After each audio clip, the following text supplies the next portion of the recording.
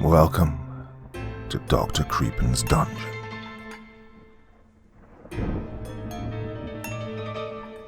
Monsters are real. Ghosts are real too. They live inside us. And sometimes they win. 4 deliciously evil tales of terror for you this evening.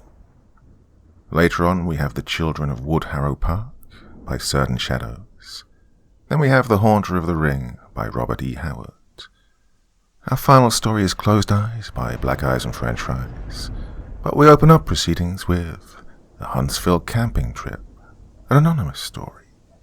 Now, as ever before we begin, a word of caution.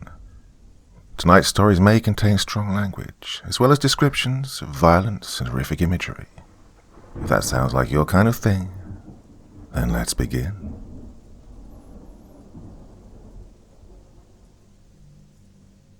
I went camping about 3 weekends ago in the Huntsville National Forest in Texas. Me and 3 friends that came home for the weekend. They're all in college and usually we all get together at least once a year. All friends from high school. For the camping trip, we plan to go backpacking deep in the forest. Live off of fish that we catch and animals that we can trap. We've been doing this for a while in Texas and in numerous places. Arizona, Colorado, if anyone's familiar with the Spanish peaks there, or New Mexico, so, well, we're pretty much used to anything you'd encounter out there. It was my turn to pick where we went camping, so I chose Huntsville. Well, more accurately, it's Huntsville, New Waverly. And so we drive up there and park our car in a camping park spot and start walking off into the forest. We had some laughs along the way, everyone catching up with each other's lives. We walked until it started to get dark and set up camp where we stopped. Everyone gathered wood to make a fire and we set our tent up. And we do what we always do, try and scare each other with weird stories. Now, around this time we started to smell something very faint. It was noticeable but not overbearing. We couldn't put our finger on what it was, so we just carried on. Mike had to go piss and he walked off into the forest. A second later he came running back, piss all down his jeans like he'd missed really bad. Immediately we all crack up and throw some jokes at him. Then we noticed he was white as snow and trying to catch his breath. He starts screaming for us to follow him and runs off. We all get serious and go follow him, not knowing what the problem was. We start to hear a faint scream and crying in the distance, in the direction we were running. It was pitch black away from the camp, and Mike had the only flashlight. We'd left ours at the camp. He had his from his trip taking a piss, and so at this stage we didn't have much choice but to follow the light, which was frantically pointing here and there in front of him. The scream gets closer, and Mike starts to slow down. We then noticed a ratty old cabin that looked like it was abandoned, except for a faint light that we could see from one of the old mildew-covered windows. And the crying was intense. Whoever it was couldn't breathe enough to let out a full yell. We all followed Mike up to the front door. We could all hear the crying from inside. As soon as he knocked on the door, it stopped. Now we all waited and heard really heavy footsteps walking fast to the door. There was a giant slam against the door and the sound of a bolt unlocking. And then, nothing. We waited for a bit, knocked a few more times, but still nothing happened. We walked around the house. There was no fucking way any of us were leaving each other's side. We noticed a window, which is a good way up. Alex took a deep breath and asked us to give him a boost so we could see inside. Me and Mike lifted him up to the window. We watched him brush away dirt and webs from the window and place his face close to it to try and see something.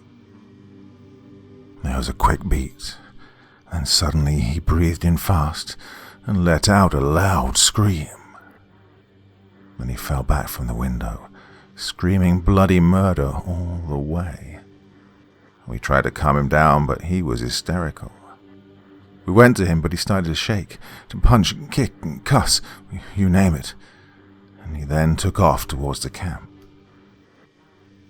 None of us wanted to be separated, so we all ran close behind him.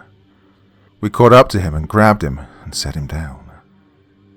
The fire was dying out, so I grabbed some nearby wood that we collected and added it to the fire. My hands were shaking, but I had to do something. I went back to Alex and we all tried to calm him down. He wouldn't. He just kept screaming and breathing so hard that he eventually fainted. All of us are terrified now, and we all kept the fire high until sunrise. Periodically, Alex kept waking up, screaming just like before. By sunrise, he was up and looked catatonic, just mumbling to himself and whimpering. So, me and Mike decided to go look at the cabin now it was daylight. We searched where we thought it was, except there was nothing there. Nothing at all. The indistinct smell from last night had now grown into a very strong smell of something dead, something stale. We headed back to the camping site. And when we got there, we found Alex had chewed into the sides of his face and swallowed so much blood that he was throwing up. John was at his back, and he looked like he was about to die from exhaustion. I guess we all looked that way. I just didn't notice until I saw his face. Alex said quietly that we needed to leave. Now. We all started to pack up the tent. It started to rain really heavily. It was about noon, and the sky started to grow really dark. Alex started to go into a panic. He went and grabbed a large stick and yelled at us to leave it, leave now, or he'd knock us out and drag us out of here himself. Mike started to yell at him, and they started to fight. We broke it up and finished packing, and then started to make our way back. After a little while, we arrived at a creek we crossed the previous day, only it was flooded over, and the water was moving too fast for us to cross it. Alex started to scream again, yelling at Mike for taking his time packing up the tent when we could have gotten out of there earlier. This went on for a while until we finally convinced Alex to calm down and tell us what had happened. He said as soon as he put his face to the glass, a face on the other side did the same thing and started to smile really big. It had dark eyes and a dark mouth which was much bigger than Alex's, and the smile got as large as it could. A giant shadow behind it swung something down and sliced its face off. The face was stuck to the window, and he said it started to laugh quietly as it slid down. Mike, still pissed off and, though he wouldn't admit it, beginning to get freaked out, started to argue with him again. We eventually started to follow the creek for a way to cross. We then started to see toys floating in the creek. Really old toys. Old Barbie dolls and other baby dolls. This wasn't like any old trash floating in the creek, though. This was a lot of Barbies and a lot of baby dolls. One washed towards the side and Mike picked it up. It had some kind of a voice chip that was dying and started to say some gurgling words we couldn't understand, followed by its sad excuse for laughter. Then it sounded like it was whispering. We thought the batteries must be dying. We threw it down. We kept going, and the sun was starting to set. Alex was freaking out more now, and was whimpering and breathing heavily. We all started to see shadows move behind trees, something we all called BS on until we were all seeing it. It was barely light out, and we stopped as we could see the cabin right in front of us. None of us knew what to think. Mike says, "This is bullshit. I'm going in there." Alex tries to stop him. We all do. All of us just wanted to go home. Mike says to all of us to fuck off. do our own thing. He doesn't care anymore. This is all bull. We start to hear hundreds of the same sort of baby doll as before, laughing, whispering, trying to sing. We start to move forward past the cabin, all of us. We kept pushing forward. We smelled something dead in the air, something stale, the same something as before. We started to hear something crying, something screaming, but we kept on going. We eventually crossed the creek and left the woods. Got back to our vehicle and got in. It's pitch black and we drive. We're about to get on the 45 to Houston, but the road is under construction and can't be accessed. Points to a detour. As we head towards the detour, it seems to be a small, bumpy dirt road going into the woods. We then see a young girl come up to us. She looks like she was in trouble, young and pretty. She approaches the passenger side door and she looks like she's really drugged up, or beaten up. Alex doesn't roll down the windows, nor does he open the door. She reaches for the handle and he immediately locks it. She puts her face on the window and starts to smile, really big. We floor it. Alex starts to cry and scream and we're all breathing heavy. We finally cut onto a street that takes us onto the 45 and we take it the whole way. When we get back to my apartment, everybody doesn't know what to say and we all break apart and go our separate ways. Mike messages me later and says he's going to go back. Well, I try to convince him not to, and all he does is say it was our own minds that were screwing with us. I think he just went to prove to himself he wasn't scared. But I can smell that stench everywhere now. I don't go out anymore. I just stay in and don't answer the door. Last week everyone I met was acting really strange. People that I knew for a long time and total strangers. My own dad. When I went to his place to eat supper with him, he just watched me. Strangely, when I was sitting down, he didn't say a word the whole time. I kept asking him, "What's wrong?" He just slowly shook his head. When I was leaving to go up, I turned to wave. He had black eyes and an open mouth, like he was in pain. When I started to walk back, he shut the door and bolted it. I stared there, knocking and knocking, nothing. I called to him. I called his phone, but it was disconnected. He even called the police. Halfway through the questions they were asking me, the connection started to fade into static. I could hear a faint mumbling, singing and laughing. Mike has completely vanished. There's not even a record of him being alive. When I call Alex's house, they talk to me like I'm some salesman. They say they don't know any Alex and to please stop calling. The person who tells me that is Alex's mother. I can't get a hold of John. Someone knocked on my door, and when I went to look, I saw a face completely covering the peephole, and a giant smile started to form. I called the cops again, and instead of it turning into static, they got really strange. "Sir, are you affected by any drugs at the moment?" "No." "Are you coming home anytime soon?" "Excuse me?" "Come home." And the phone call ended. My mail slot swings every now and then. Someone is sliding pieces of baby dolls through it. I try to call people now, and all I can hear is static and bad baby doll noises and this crying and screaming.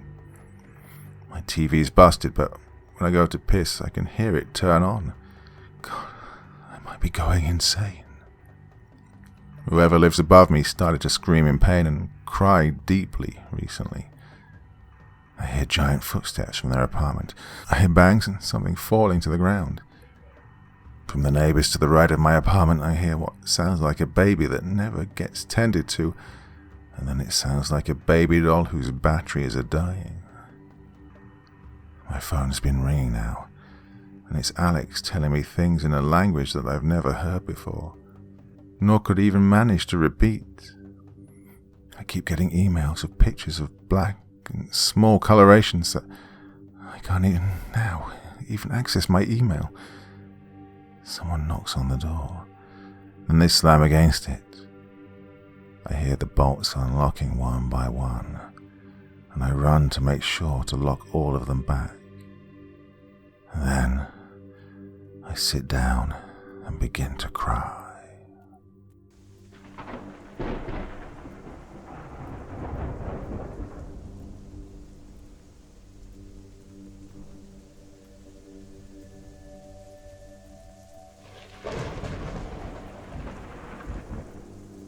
My life had recently been plagued by a persistent bout of rotten luck.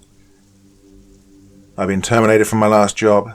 The weeks spent unemployed were slipping into months despite the stacks of applications I'd filled out, and every credit card I possessed had been maxed out to its limit. Bitterness and self-loathing had poisoned every fibre of my being and left me with an inescapable melancholy that I was starting to believe was incurable. My latest humiliation had been to dig through my wallet for spare change as a cashier fixed me with a plastered-on smile and an impatient line grew behind me, only to find that I still didn't have enough money to purchase a meagre amount of groceries. I'd headed to Woodharrow Park afterwards, a local secluded, sleepy stretch of land, to clear my head.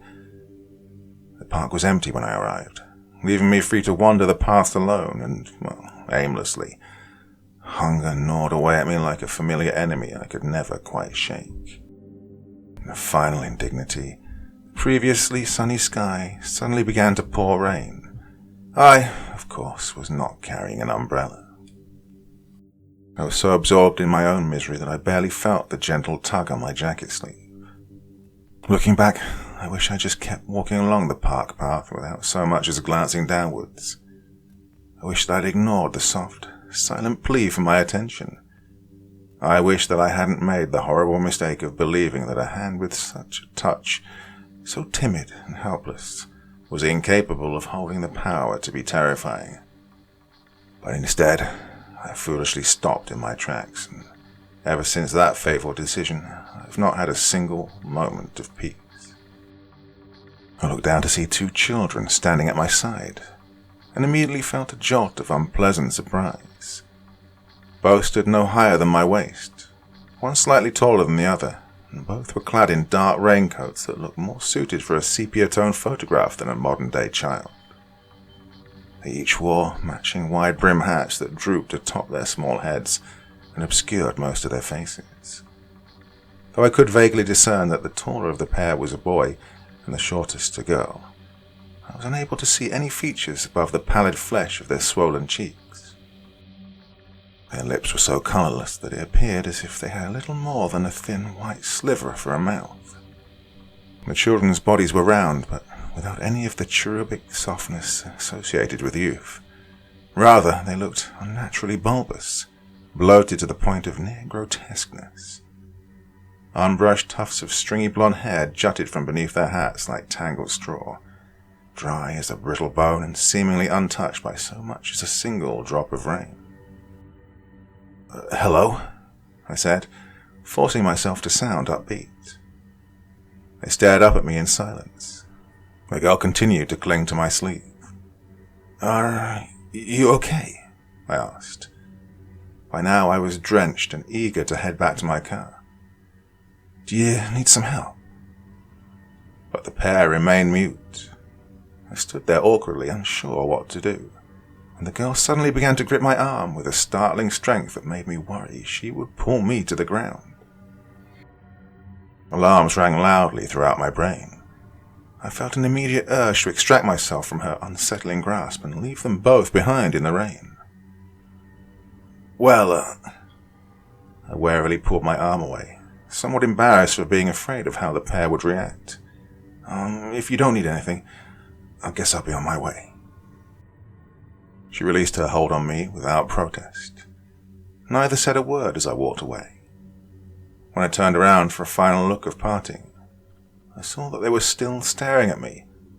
Though I couldn't see their eyes, I felt their gaze follow me with an intensity that disturbed me no matter how much distance I put between us. I didn't look back again. I picked up my pace and dug my keys out of my pocket. The rain fell as cold as ever. I unlocked my car and was thinking about the can of chicken noodle soup I had left in my sparse pantry when I noticed that the girl had left behind a stain on my sleeve, as dark as ink and shaped like her tiny fingers. I wiped at it with my thumb, but the mark didn't budge. I sighed and looked up, only to nearly stumble backwards in shock when I saw the back seat door open and the girl sitting inside. She'd removed her hat and was holding it in her hands, both of which were clean despite the mark on my jacket, with her head bowed and her knotted hair concealing her face like a curtain. "Hey!" I tried to keep my tone from betraying how unnerved I was and failed spectacularly. "What are you doing in here?" She sat as wordless as before, tightly squeezing and twisting the brim of her hat with such violence that I was certain she would rip it apart. I swallowed my uneasiness. "Look," I said as calmly as I could manage, "if there's something wrong, I can't help you if you don't tell me what it is." I reached into my pocket and pulled out my phone. "Maybe it's better if I call the police, and you can tell them." My voice trailed off as I watched my phone screen flicker on and off before collapsing into a scramble of pixels and shutting down entirely. I stared agape at my reflection in the black screen as a terrible feeling of dread began to wash over me. When I looked back up, the girl was gone. In her place rested her hat. The hat appeared soaked, every bit as saturated with rain as my own clothes were. But unlike the jacket and jeans that clung to my skin and chilled me to the bone, the hat didn't feel wet when I picked it up with a trembling hand. It was dry to the touch, even as I watched beads of rain drip from its brim and onto the car's upholstery. I realized, with something between fascination and horror, that the raindrops left behind no traces where they landed, and when I cut my hand beneath the hat to catch the drops in my palm, I felt nothing but air. Furthermore, the back seat was completely dry. There were no damp footprints, no water spots, nothing at all to indicate that a girl wearing a coat glistening with rain had been sitting there mere seconds ago. I turned to fling the foul thing into the parking lot and gasped out loud when I saw the boy standing only a few feet away. She forgot her hat," I said dimly, my heart thundering madly in my chest. My mind screamed at me to jump into the car, to drive off as fast as I could and never come back to Wood Harrow Park ever again, but it was that same fear that left me rooted to the spot, paralyzed and helpless, even as the boy stepped ever closer towards me. "Stop it!" I wanted to scream, but my tongue felt too thick to form the words. The boy lifted his hat. A burst of darkness erupted in my eyes, blinding me as a hellish symphony assailed my other senses. I could neither see nor move as I felt insects scuttling behind my eyes and scales slithering inside of my skull. The vile taste of putrid water filled my mouth as the deathly scent of rot flooded my nostrils. Final breaths rattling in dying throats, drowning bodies thrashing in water as they sank, screams of agony so shrill that they sounded inhuman. I heard them all and many hideous more. I stood frozen in the terrifying darkness as the rain furiously slashed at my flesh like cold blades, unable to weep or let out a watery cry for help. Suddenly, I felt someone grab hold of my hand and pull me free from the loathsome trance just as abruptly as I'd been consumed by it. My vision returned and I saw that I was now alone. Even the girl's hat had disappeared. I dove into my car and sped away from Wood Harrow Park. The sky grew clearer with every mile. When I got home, I peeled off my wet clothes and climbed into the shower. I sat there beneath the hot spray, immersing myself in the steam and the warmth, and jumped out the instant it turned cold. I dried off and crawled into my bed, burying myself beneath the blankets as my mind raced with the nightmare I had endured. I wondered if the children, whoever they were, had somehow been drawn to the despair I'd felt as I walked through the park, Perhaps my hopelessness and sorrow had served as a miserable beacon, guiding them towards me and leaving me vulnerable to their presence. There was one thing I knew for certain. It was the girl who'd rescued me. I'd known it the second I felt her small hand touch mine.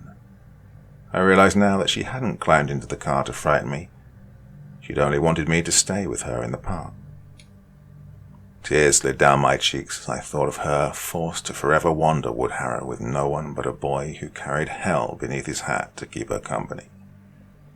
Maybe she too had once visited the park, while bearing a sadness as heavy as my own, only to wind up imprisoned by it. I slept fitfully. When I woke the following morning, I discovered that the stain on my coat sleeve had somehow bled onto my arm. I spent hours trying to wash it off, scouring my flesh until it grew angry and raw, but the mark refused to be cleansed away. I sat on the floor of my bathroom, gazed down into the imprint of the girl's fingers on my reddened skin, and felt the horrid chill of Woodharrow's rain creep down my spine. Well, that was last week. The mark still remains on my arm, and at night I toss and turn and vividly dream of the park. I've told myself repeatedly that I can't go back there, that I was lucky to have made it out alive and might not be so fortunate again. But I can't stop thinking about the girl. I pity and fear her in equal measure. When it rains, I look out the window and wonder if I'll see her outside, waiting for me, clutching her hat and bowing her tangled head. Well, the thought both saddens and terrifies me. So, I've made a decision, and perhaps I'll live long enough to regret this one too. As soon as I've finished posting this, I'm grabbing my car keys and driving to Woodharrow Park. I know that I might be walking towards my own doom. I know that the marks on my arm are likely a bad omen. I know that the girl may be every bit as malevolent as the boy, and that she may be trying to lure me into a trap of her own. I know that there's a strong chance I'll never be able to come back and tell you what happened. But I can't keep reliving the same nightmare over and over again. In a way, I never truly left Woodharrow. My mind wanders its paths, even as I hide away in my home. I've got to go now. Wish me luck. I have a feeling it's going to rain.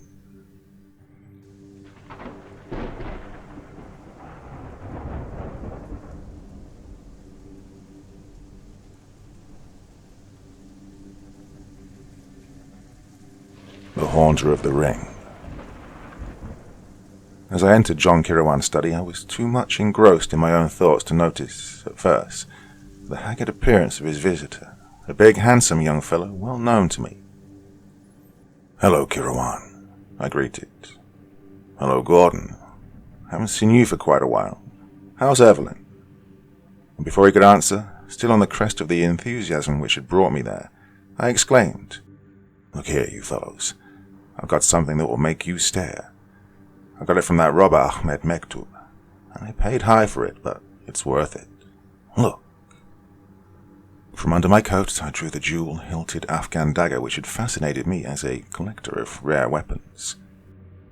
Kirawan, familiar with my passion, showed only polite interest, but the effect on Gordon was shocking. With a strangled cry, he sprang up and backward, knocking the chair clattering to the floor. Fists clenched and countenance livid, he faced me, crying, "Get back! Get away from me, or—" I was frozen in my tracks. "What in the—" I began bewilderedly, when Gordon, with another amazing change of attitude, dropped into a chair and sank his head in his hands. I saw his heavy shoulders quiver. I stared helplessly from him to Kirawan, who seemed equally dumbfounded. "Is he drunk?" I asked. Kirawan shook his head, and, filling a brandy glass, offered it to the man. Gordon looked up with haggard eyes, seized the drink, and gulped it down like a man half-famished. Then he straightened up and looked at us shamefacedly. "I'm sorry I went off my handle, O'Donnell," he said. "It was the unexpected shock of you drawing that knife." "Well," I retorted with some disgust. I suppose you thought I was going to stab you with it. Yes, I did. And then, at the utterly blank expression on my face, he added, Oh, I didn't actually think that. At least, I didn't reach that conclusion by any process of reasoning. It was just the blind, primitive instinct of a hunted man, against whom anyone's hand may be turned. His strange words and the despairing way he said them sent a queer shiver of nameless apprehension down my spine. What are you talking about? I demanded uneasily. Hunted? For what? You never committed a crime in your life.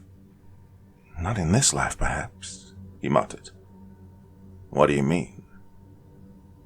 What if retribution for a black crime committed in a previous life were hounding me? He muttered. That's nonsense, I snorted. Oh, is it? He exclaimed, stung. Did you ever hear of my great-grandfather, Sir Richard Gordon of Argyll? Sure, but what's he got to do with... You've seen his portrait. Doesn't it resemble me? Well, yes, I admitted, except that your expression is frank and wholesome, whereas his is crafty and cruel. He murdered his wife, answered Gordon. Suppose the theory of reincarnation were true. Why shouldn't a man suffer in one life for a crime committed in another? You mean, you think you're the reincarnation of your great-grandfather? Of all the fantastic... Well, since he killed his wife, I suppose you'll be expecting Evelyn to murder you. This last was delivered in searing sarcasm, as I thought of the sweet, gentle girl Gordon had married. His answer stunned me. My wife, he said slowly, has tried to kill me 3 times in the past week. Well, there was no reply to that. I glanced helplessly at John Kirawan. He sat in his customary position, chin resting on his strong, slim hands. His white face was immobile, but his dark eyes gleamed with interest. In the silence I heard a clock ticking like a death watch. Tell us the full story, Gordon, suggested Kirawan, and his calm, even voice was like a knife that cut a strangling, relieving the unreal tension. You know I've been married less than a year, Gordon began, plunging into the tale as though he were bursting for utterance. His words stumbled and tripped over one another. All couples have spats, of course, but we've never had any real quarrels. Evelyn is the best-natured girl in the world. Well, the first thing out of the ordinary occurred about a week ago. We'd driven up into the mountains, left the car, and were wandering around picking wildflowers. At last we came to a steep slope, some 30 feet in height, and Evelyn drew my attention to the flowers which grew thickly at the foot. I was looking over the edge and wondering if I could climb down without tearing my clothes to ribbons, when I felt a violent shove from behind me that toppled me over. Well, if it had been a sheer cliff, I'd have broken my neck. As it was, I went tumbling down, rolling and sliding, and brought up at the bottom scratched and bruised, with my garments in rags. I looked up and saw Evelyn staring down, apparently frightened half out of her wits. "Oh, Jim," she cried, "are you hurt? How came you to fall?" Well, it was on the tip of my tongue to tell her that there was such a thing as carrying a joke too far, but these words checked me. I decided she must have stumbled against me unintentionally, and naturally didn't know it was she who had precipitated me down the slope. Yeah, so I laughed it off and went home. Oh, she made a great fuss over me, insisted on swabbing my scratches with iodine, and lectured me for my carelessness. I hadn't the heart to tell her it was her fault. But 4 days later, the next thing happened. I was walking along our driveway when I saw her coming up in the automobile. I stepped out on the grass to let her by, as there isn't any curb along the driveway. She was smiling as she approached me and slowed down the car as if to speak to me.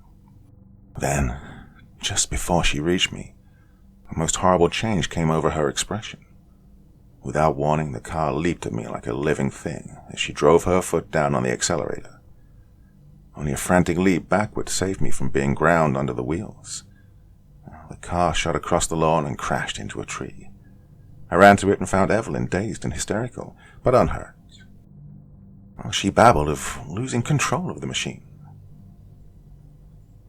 I carried her into the house and sent for Dr. Donnelly. He found nothing seriously wrong with her and attributed her dazed condition to fright and shock. Within half an hour, she'd regained her normal senses, but she's refused to touch the wheel since. Strange to say, she seemed less frightened on her own account than on mine. She seemed vaguely to know that she'd nearly run me down, and grew hysterical again when she spoke of it. Yet she seemed to take it for granted that I knew the machine had got out of her control. But I distinctly saw her wrench the wheel around, and I know she deliberately tried to hit me. Why, God alone knows. But still, I refused to let my mind follow the channel it was getting into. Evelyn had never given any evidence of any psychological weakness or nerves. She's always been a level-headed girl, wholesome and natural. But I began to think she was subject to crazy impulses. Most of us have the impulse to leap from tall buildings, and sometimes a person feels a blind, childish, and utterly reasonless urge to harm someone. We pick up a pistol, and the thought suddenly enters our mind how easy it would be to send our friend, who sits smiling and unaware, into eternity with the touch of a trigger. Well, of course we don't do it, but the impulse is there. So I thought perhaps some lack of mental discipline made Evelyn susceptible to these unguided impulses, and unable to control them. Nonsense, I broke in. I've known her since she was a baby. If she has any such trait, she's developed it since she married you. Well, it was an unfortunate remark. Gordon caught it up with a despairing gleam in his eyes. Well, that's just it. Since she married me, it's a curse. A black, ghastly curse, crawling like a serpent out of the past. I tell you, I was Richard Gordon, and she was Lady Elizabeth, his murdered wife. His voice sank to a blood-freezing whisper. I shuddered. It's an awful thing to look upon the ruin of a keen, clean brain, and such I was certain that I surveyed in James Gordon. Why or how, or by what grisly chance it had come about, I could not say, but I was certain the man was mad. You spoke of 3 attempts. It was John Kirawan's voice again, calm and stable amid the gathering webs of horror and unreality. Look here. Gordon lifted his arm, drew back the sleeve, and displayed a bandage, the cryptic significance of which was intolerable. I came into the bathroom this morning looking for my razor, he said. I found Evelyn just on the point of using my best shaving implement for some feminine purpose, to cut out a pattern or something. Well, like many women, she can't seem to realize the difference between a razor and a butcher knife or a pair of shears. Well, I was a bit irritated and said, Evelyn, how many times have I told you not to use my razors for such things? Bring it here, I'll give you my pocket knife. Well, I'm sorry, Jim, she said. I didn't know it would hurt the razor. Here it is. She was advancing, holding the open razor toward me. I reached for it, and then something warned me. It was the same look in her eyes, just as I'd seen it the day she nearly ran over me. That was all that saved my life, for I instinctively threw my hand up just as she slashed at my throat with all her power. The blade gashed my arm, as you see, before I caught her wrist. For an instant she fought like a wild thing. Her slender body was taut as steel beneath my hands.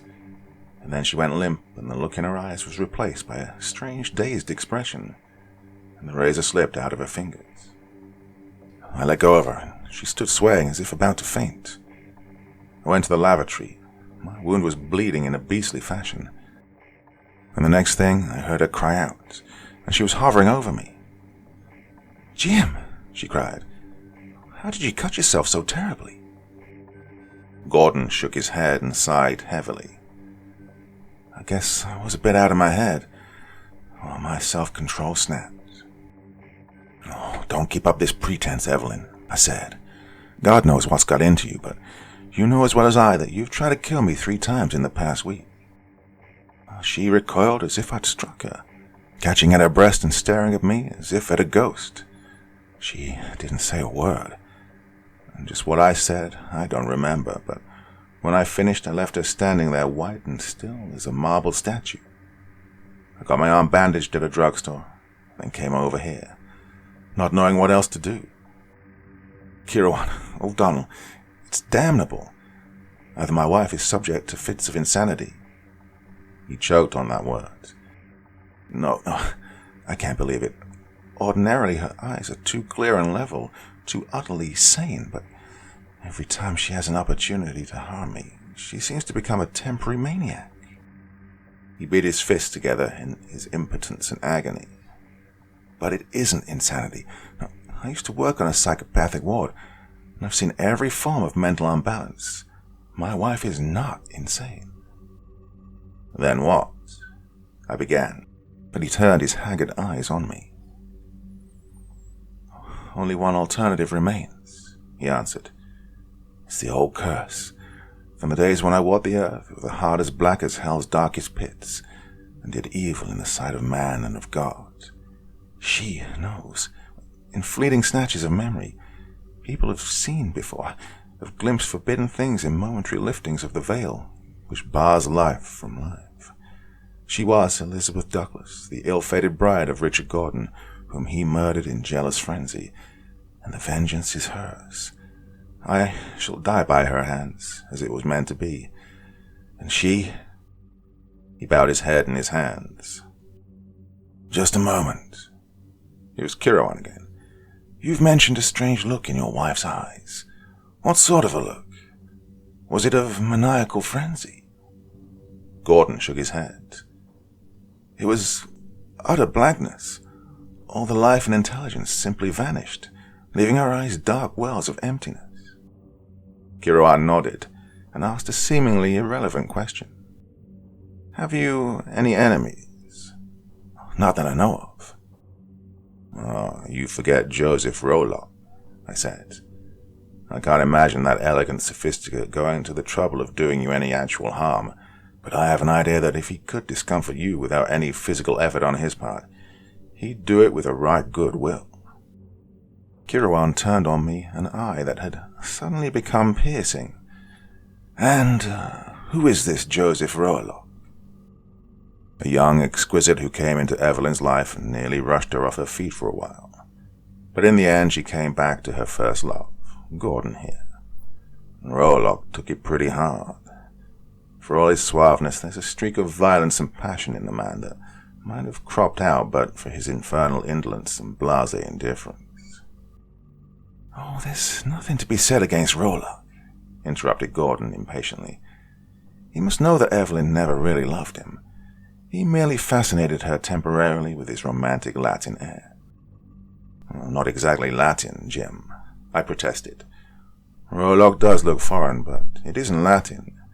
It's almost Oriental. Well, what has Roloff got to do with this matter? Gordon snarled with the irascibility of frayed nerves. He's been as friendly as a man could have been since Evelyn and I were married. In fact, only a week ago he sent her a ring, which he said was a peace offering and a belated wedding gift. Said that, after all, her jailing him was a greater misfortune for her than it was for him. Oh, that conceited jackass. A ring. Kirawan suddenly came to life. It was as if something hard and steely had been sounded in him. What sort of ring? Oh, a fantastic thing. Copper, made like a scaly snake coiled 3 times, with its tail in its mouth and yellow jewels for eyes. I gather he picked it up somewhere in Hungary. And has he traveled a great deal in Hungary? Gordon looked surprised at this questioning, but answered. Why, apparently the man's traveled everywhere. I put him down as the pampered son of a millionaire. Yeah, he never did any work, so far as I know. Well, he's a great student, I put in. I've been up to his apartment several times, and I never saw such a collection of books. Gordon leaped to his feet with an oath. Are we all crazy? He cried. I came here hoping to get some help, and you fellows fall to talking of Joseph Roloff. Oh, I'll go to Dr. Donnelly. Wait. Kirawan stretched out a detaining hand. If you don't mind, we'll go over to your house. I'd like to talk to your wife. Gordon dumbly acquiesced. harried and haunted by grisly forebodings, he knew not which way to turn, and welcomed anything that promised aid. We drove over in his car, and scarcely a word was spoken on the way. Gordon was sunk in moody ruminations, and Kirawan had withdrawn himself into some strange, aloof domain of thought beyond my ken. He sat like a statue, his dark, vital eyes staring into space, not blankly, but as one who looks with understanding into some far realm. Though I counted the man as my best friend, I knew but little of his past. He'd come into my life as abruptly and unannounced as Joseph Rolock could come into the life of Evelyn Ash. I'd met him at the Wanderers Club, which is composed of the drift of the world, travellers, eccentrics, and all manner of men whose paths lie outside the beaten tracks of life. I'd been attracted to him and intrigued by his strange powers and deep knowledge. I vaguely knew that he was the black sheep younger son of a titled Irish family, and that he had walked many strange ways. Gordon's mention of Hungary struck a chord in my memory. One phase of his life Kirawan had once let drop fragmentarily. I only knew that he'd once suffered a bitter grief and a savage wrong, and that it had been in Hungary, but the nature of the episode I did not know.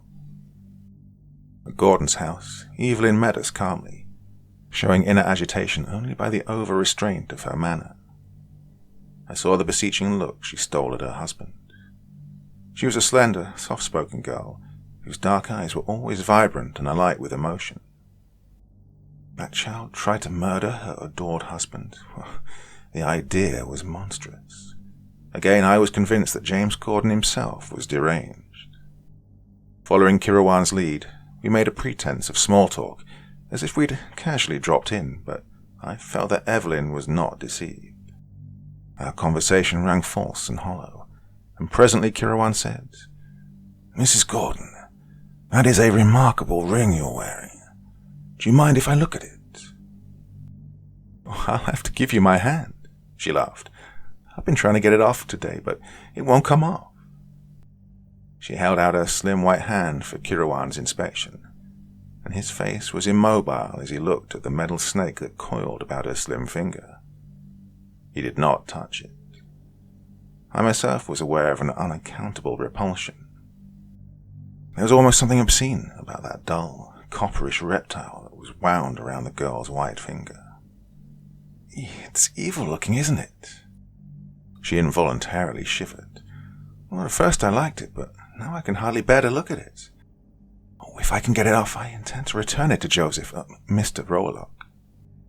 Kirawan was about to make some reply when the doorbell rang. Gordon jumped as if shot, and Evelyn rose quickly. "I'll answer it, Jim. I know who it is." She returned an instant later with two more mutual friends, those inseparable cronies, Dr. Donnelly, whose burly body, jovial manner, and booming voice were combined with as keen a brain as any of that in the profession, and Bill Bain, elderly, lean, wiry, and acidly witty. Both were old friends of the Ash family. Dr. Donnelly had ushered Evelyn into the world, and Bain was always Uncle Bill to her. "Howdy, Jim. Howdy, Mr. Kirawan," roared Donnelly. "Hey, O'Donnell, you got any firearms with you? Last time you nearly blew my head off showing me an old flintlock pistol that wasn't supposed to be loaded." "Dr. Donnelly!" We all turned. Evelyn was standing beside a wide table, holding it as if for support. Her face was white. Our badinage ceased instantly. A sudden tension was in the air. "Dr. Donnelly," she repeated, holding her voice steady by an effort. "I sent for you and Uncle Bill, for the same reason for which I know Jim has brought Mr. Kirawan and Michael. There's a matter Jim and I can no longer deal with alone. There's something between us, something black and ghastly and terrible." "What are you talking about, girl?" All the levity was gone from Donnelly's great voice. "My husband," she choked, then blindly went on. "My husband has accused me of trying to murder him." The silence that fell was broken by Bain's sudden and energetic rise. His eyes blazed and his fists quivered. "Oh, you young pup," he shouted at Gordon. "I'll knock the living daylights." Sit down, Bill. Donnelly's huge hand crushed his smaller companion back into his chair. No use going off half-cocked. Go ahead, honey. We need help. We cannot carry this thing alone. A shadow crossed her comely face. This morning Jim's arm was badly cut. He said I did it. I don't know. I was handing him the razor. Then I must have fainted. At least, well, everything faded away. When I came to myself, he was washing his arm in the lavatory, and he accused me of trying to kill him. Why, the young fool, barked the belligerent Bane. Hasn't he sense enough to know that if you did cut him, it was an accident? Shut up, won't you? Snorted Donnelly. Honey, now, did you say you fainted? Well, that isn't like you. Well, I've been having fainting spells, she answered. First time was when we were in the mountains and Jim fell down a cliff. We were standing on the edge, then everything went black, and when my sight cleared, he was rolling down the slope. She shuddered at the recollection. Then when I lost control of the car and crashed it into the tree, you remember, Jim called you over. Dr. Donnelly nodded his head ponderously. I don't remember you ever having fainting spells before.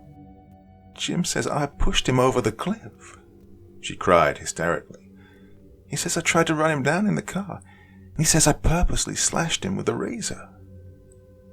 Dr. Donnelly turned perplexedly toward the wretched Gordon. How about it, son? God help me, Gordon burst out in agony. It's true. Why, you lying hound. It was Bane who gave tongue, leaping again to his feet. If you want a divorce, why don't you get it in a decent way instead of resorting to these despicable tactics? Damn you, roared Gordon, lunging up and losing control of himself completely. If you say that, I'll tear your jugular out. Evelyn screamed. Donnelly grabbed Bane ponderously and banged him back into his chair with no overly gentle touch. Kirawan laid a hand lightly on Gordon's shoulder. The man seemed to crumple into himself. He sank back into his chair and held out his hands gropingly towards his wife. Evelyn, he said, his voice thick with laboring emotion, you know I love you. I feel like a dog, but God help me, it's true. If we go on this way, I'll be a dead man, and you... Don't say it, she screamed. I know you wouldn't lie to me, Jim. If you say I tried to kill you, I know I did, but I swear, Jim, I didn't do it consciously. God, I must be going mad. That's why my dreams have been so wild and terrifying lately. Of what have you dreamed, Mrs. Gordon? Asked Kirawan gently. She pressed her hands to her temples and stared dully at him, as if only half comprehending. A black thing, she muttered. A horrible, faceless black thing that mows and mumbles and paws over me with apish hands. I dream of it every night, and in the daytime I try to kill the only man I ever loved. I'm going mad. Maybe I'm crazy already and I don't know it. Oh, calm yourself, honey. To Dr. Donnelly, with all his science, it was only another case of feminine hysteria. His matter-of-fact voice seemed to soothe her, and she sighed and drew a weary hand through her damp locks. We'll talk all this over and everything's going to be okay, he said, drawing a thick cigar from his vest pocket. Give me a match, honey. She began mechanically to feel about the table, and just as mechanically Gordon said, There are matches in the drawer, Evelyn. She opened the drawer and began groping it, when suddenly, as if struck by recollection and intuition, Gordon sprang up, white-faced, and shouted, No, don't open that drawer, don't... Even as he voiced that urgent cry, she stiffened, as if at the feel of something in the drawer. Her change of expression held us all frozen, even Kirawan. The vital intelligence vanished from her eyes like a blown-out flame, and into them came the look Gordon had described as blank. The term was descriptive. Her beautiful eyes were dark wells of emptiness, as if the soul had been withdrawn from behind them. Her hand came out of the drawer holding a pistol, and she fired point blank. Gordon reeled with a groan and went down, blood starting from his head. For a flashing instant she looked down stupidly at the smoking gun in her hand, like one suddenly waking from a nightmare. Then her wild scream of agony smote our ears. "Oh God, I've killed him! Jim! Jim!" She reached him before any of us, throwing herself on her knees and cradling his body, head in her arms, while she sobbed in an unbearable passion of horror and anguish. The emptiness was gone from her eyes. They were alive and dilated with grief and terror. I was making toward my prostrate friend with Donnelly and Bain, but Kirawan caught my arm. His face was no longer immobile. His eyes glittered with a controlled savagery. "Leave him to them," he snarled. "We are hunters, not healers. Lead me to the house of Joseph Rolock." I didn't question him. We drove there in Gordon's car.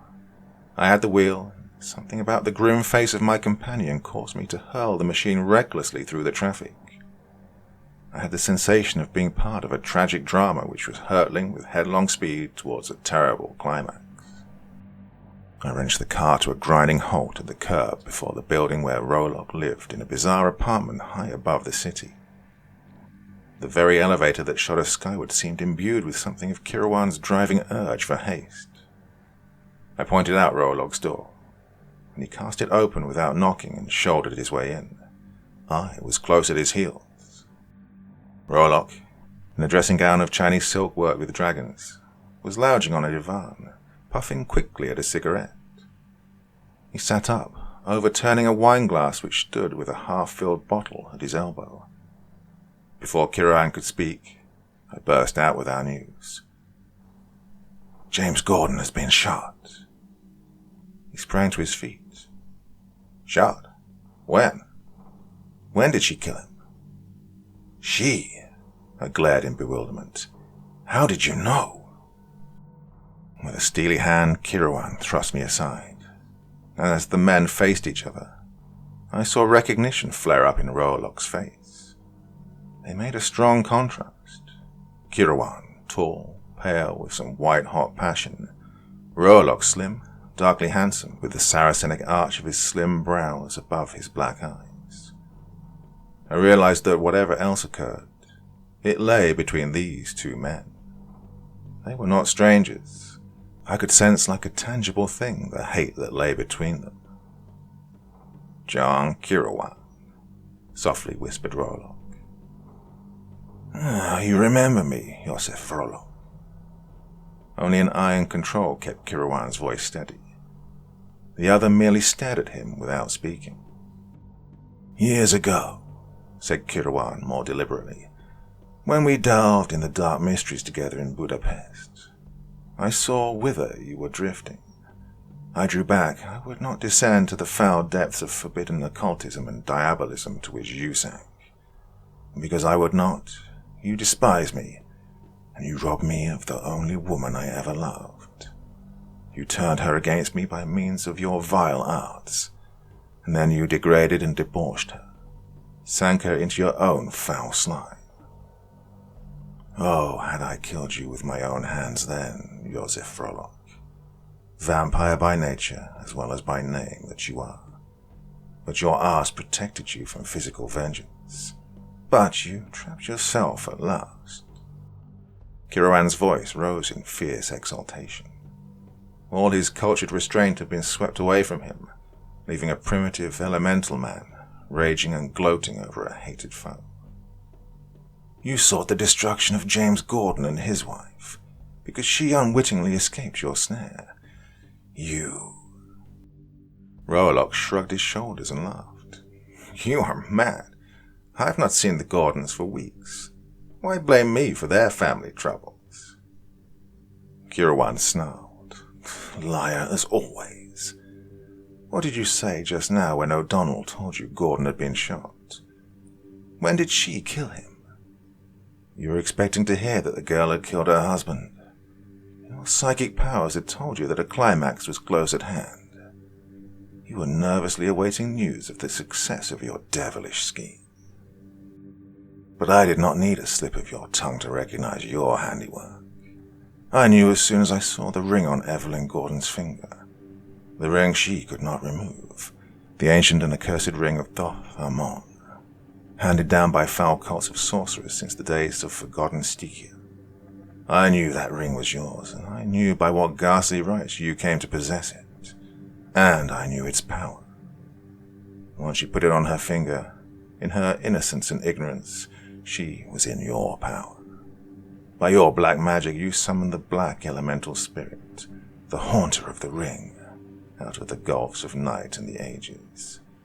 Here in your accursed chamber, you performed unspeakable rituals to drive Evelyn Gordon's soul from her body, and to cause that body to be possessed by that godless sprite from outside the human universe. She was too clean and wholesome, her love for her husband too strong for the fiend to gain complete and permanent possession of her body. Only for brief instants could it drive her own spirit into the void and animate her form. But that was enough for your purpose. But you have brought ruin upon yourself by your vengeance. Kiruan's voice rose to a feline screech. What was the price demanded by the fiend you drew from the pits?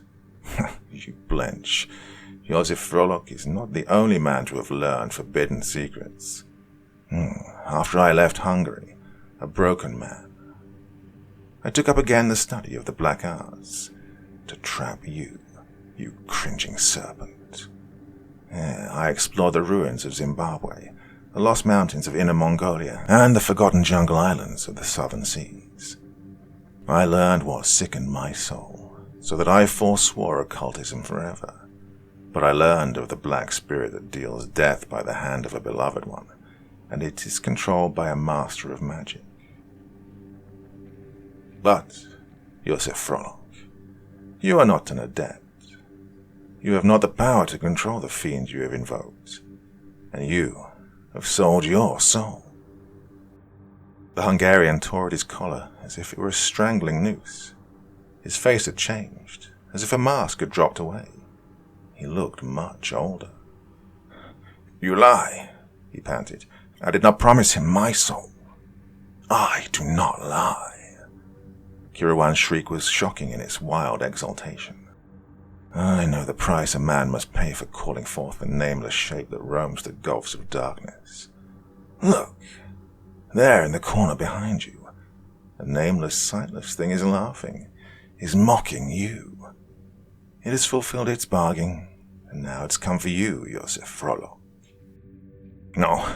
No, shrieked Frolok, tearing his limp collar away from his sweating throat. His composure had crumpled, and his demoralization was sickening to see.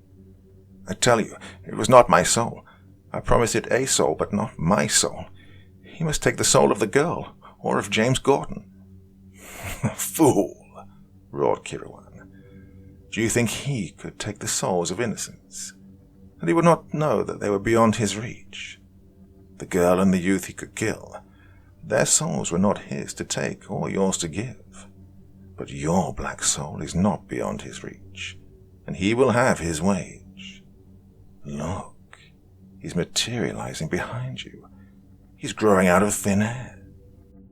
Was it the hypnosis inspired by Kiruan's burning words that caused me to shudder and grow cold, to feel an icy chill that was not of earth pervade the room?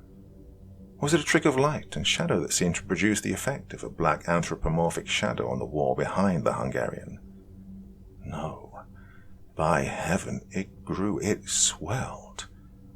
Frolok had not turned.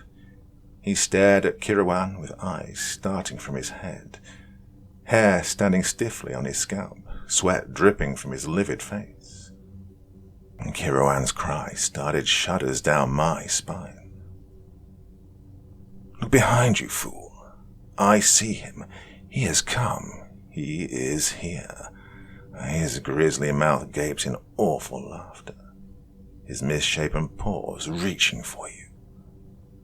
And then, at last, Frolok wheeled with an awful shriek, throwing his arms above his head in a gesture of wild despair.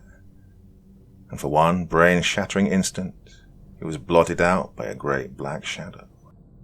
Kirawan grasped my arm and we fled from that accursed chamber, blind with horror. The same paper, which bore a brief item telling of James Gordon having suffered a slight scalp wound by the accidental discharge of a pistol in his home, headlined the sudden death of Joseph Roloff, wealthy and eccentric clubman, in his sumptuous apartments, apparently from heart failure.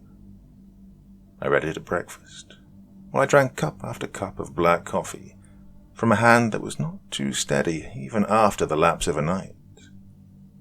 Across the table from me, Kirawan likewise seemed to lack appetite. He brooded as if he roamed again through bygone years. Gordon's fantastic theory of reincarnation was wild, though, I said at last, but the actual facts were still more incredible. Tell me, Kirawan, was that last scene the result of hypnosis? Was it the power of your words that made me seem to see some black horror grow out of the air and rip Joseph Roloff's soul from his living body? He shook his head. No human hypnotism would strike that black-hearted devil dead on the floor.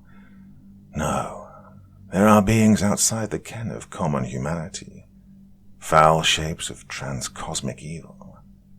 Such a one it was with which Roloff dealt. But how could it claim his soul? I persisted. If indeed such an awful bargain had been struck, it had not fulfilled its part, for James Gordon was not dead, but merely knocked senseless. Roloff didn't know it, answered Kirawan. He thought that Gordon was dead, and I convinced him that he himself had been trapped and was doomed. In his demoralization, he fell easy prey to the thing he called forth. It, of course, was always watching for a moment of weakness on his part. The powers of darkness never deal fairly with human beings. He who traffics with them is always cheated in the end. It's a mad nightmare, I muttered. But it seems to me, then, that you, as much as anything else, brought about Roloff's death. It is gratifying to think so, Kirawan answered. Evelyn Gordon is safe now, and it is a small repayment for what he did to another girl, years ago, in a far country.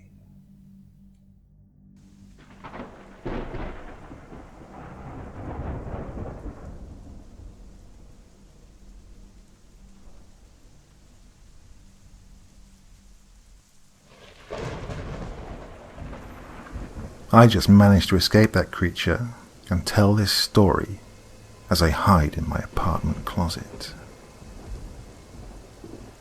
Now, I apologize if this is a little sloppy, but that's only because I don't have much time.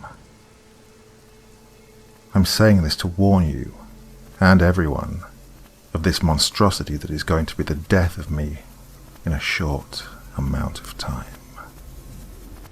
It is a creature referred to as trapo espiritu, which is Spanish for rag spirit.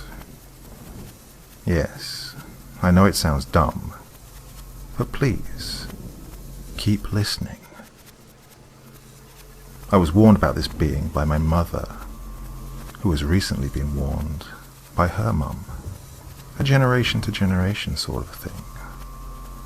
Well, anyways, Trapo Espiritu is supposedly known to go from house to house each night, provoking the host of the house, and slowly and brutally killing them.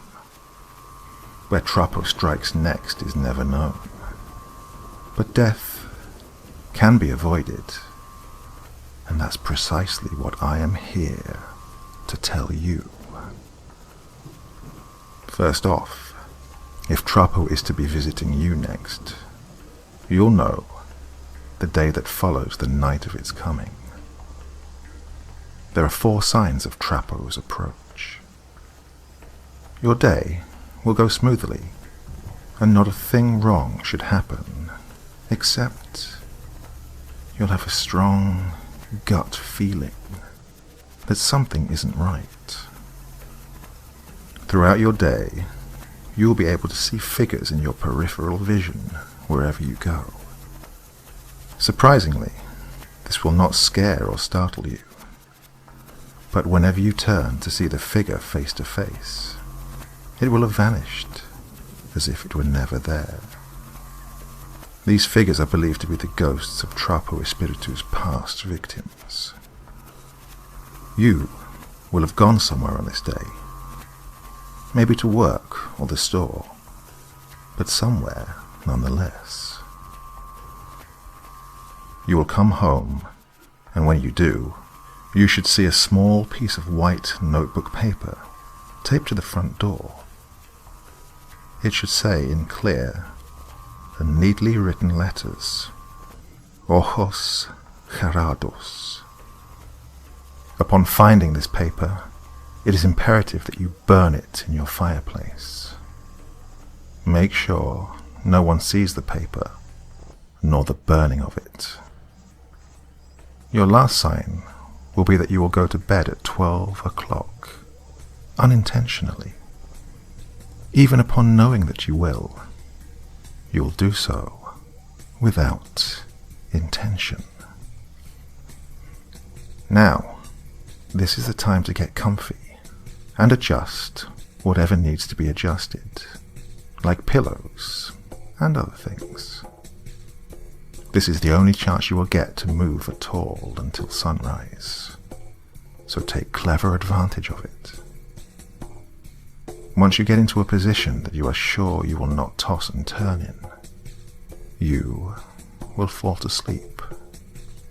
You will have plenty of dreams during your time of sleep. Dreams you never knew were possible. Dreams so real, you feel as if it's more than a dream. Like you're really there. Do not take this time for granted, and enjoy it while you can. Your pleasure will turn to fear real soon. By the time your dreams are over, you will become fully aware of the noises around you, as if you just closed your eyes and went to bed. Your eyes still closed. Be sure to keep them that way for the next 2 hours. It should now be 4 o'clock, and 2 hours until sunrise. Now, Trapo's game begins. You'll start to hear a scratching sound at your door. Trapo Espiritu has arrived. The scratching will carry on for a minute or two before stopping dead in its tracks. Your nose will begin to itch greatly. Don't scratch it. The itch will go away on its own. Trapo is now spiritually connected to you. Now, let's discuss Trapo's appearance, since you'll never see it for yourself if you want to survive. Trapo has the body of a normal human being. He stands at about 6 foot 3 inches tall, and is a bit round at the waist. Trapo is no human, though. He is made up of messily sewn rags and leaves. He still makes out a perfect humanoid look, though. His face, no different than yours or mine, except with 2 sewn-up eyes. Trapo cannot see you, find you, or kill you while his eyes are sewn shut. The only way his eyes can open is by none other than you. Since Trapo Espiritu is now spiritually connected to you, you pull the trigger of your own demise. If you open your eyes even the slightest bit, it will cause the stitching in its eyes to unravel. Then it will be able to see and kill you in its slow and gruesome manner. However did I escape? When Trapo attacked, I managed to evade its attack and locked it in my room to buy me some time. Don't think that this means you can run away from Trappo once you've opened your eyes. Once Trappo's eyes have been opened, it will follow you until given the chance to kill you, if not done there and then. I have only mere minutes left of my life until it comes. I cannot stop it. All I can do is warn you. So, I continue here. After your nose itches for some time, Trappo will now be in the room with you. Its stench is like that of rotting eggs and scum. Its voice, raspy and deep. Trappo will begin its game by crawling up the walls and ceiling at a slow, eerie pace, making noise while doing so. Ignore this and keep your eyes shut. Trappo will notice your resistance and will begin to call your name in its grotesque, deep voice while still crawling. Keep your eyes shut and don't move. Try imagining something that you would really like to do. That will make it easier to ignore. Trappo won't stop there, though. It will move on to things even more tempting. You may hear a breaking of glass or ripping of stuffing. It may sound and feel like your favorite toy or most prized possession is being ruined. Don't worry. Trappo cannot break or touch any of your things. At least, not when its eyes are still sewn closed. Trappo will then begin to cheat a little bit, as you may feel some sort of liquid dripping onto your face. Mere drips, but still, keep quiet, calm, and eyes stay shut. If you made it this far, it should now be 5 o'clock. 1 hour left until sunrise. 1 hour left to go through this. Trappo Espiritu will be well aware of this and will start using more drastic tactics than before. The slight creaks you heard on your walls and ceiling will turn into violent thumping. Your name being called, this will now have morphed into a very recognizable voice of a loved one of yours who most likely passed. Don't be fooled.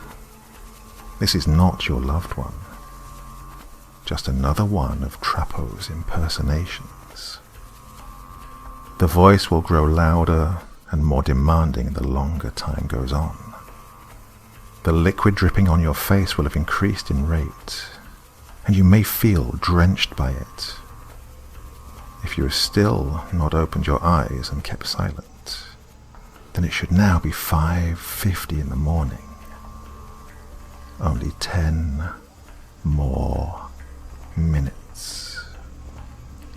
Now, Trappo is starting to get desperate. The thumping you heard will now be replaced by what feels like an earthquake in your room. Your bed will start shaking violently, covers thrown off of you. The liquid will have stopped, but this is replaced by the terrifying fact that Trappo is now on the end of your bed. Your eyes are almost able to open on their own, so you must now keep your eyes closed as tightly as possible. Stay calm. Stay still. Keep your eyes closed. It's almost over. Trappo's demanding shout of your name in a loved one's voice will now have changed to a violent screech of your name in the same voice, but warped and ruined. It is now 1 minute until sunrise. 1 minute left. Stay strong. Stay calm. Stay still. Don't scream. Keep your eyes closed. Your bed is now shaking even more violently than before. Your head vibrating. Your body shivering in the freezing cold. Your ears shriveling from the piercing scream of the malevolent entity. Trapo Espiritu is now right on top of you, its face inches from yours. It cannot kill you, and it cannot hurt you, but it can scare you. This is an ultimate test of bravery, an ultimate test of trust. You are now face to face with a powerful and evil being, able to kill you with ease, and the only thing that is protecting you are your two shut tight eyes. The last 10 seconds have come. With that, Trapper will scream loudly, horribly. You will feel the residue of spit and heat and stench coming from its unnaturally wide mouth as it blasts your eardrums with its shriek. Then, as soon as it started, as it will seem, it will have stopped. All of it will have stopped. The shaking, the screaming, and even the liquid on your face will be gone. Your covers will be on your bed, and nothing will have changed. Everything will be just as it was yesterday. Not a single thing moved. Sunrise has come, and it is now safe to get up. When you do, you will have forgotten about your encounter with the being, and even about the previous day. Trapo Espiritu will have gone, and will have taken your memory of it, and the day before, with it. It does not want you to remember it if you survive, and make sure you don't. You will serve yourself breakfast in your kitchen, and when you do, you will find a small white paper on your kitchen table that says Frequentar Finales, or Haunting Ends. It will all be over then. You'll end up throwing the paper away and going on with your normal life. Trapo Espiritu will never haunt you again. You have won the game, and Trapo will go on to find another unlucky player. If you have, then thank you for listening this far, and I hope this information helps you. I've finished talking to you just in time.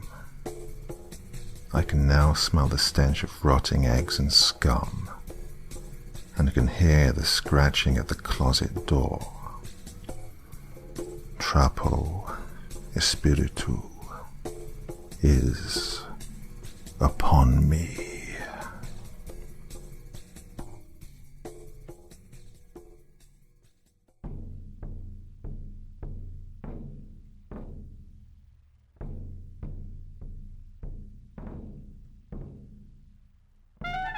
And so once again, we reach the end of tonight's podcast.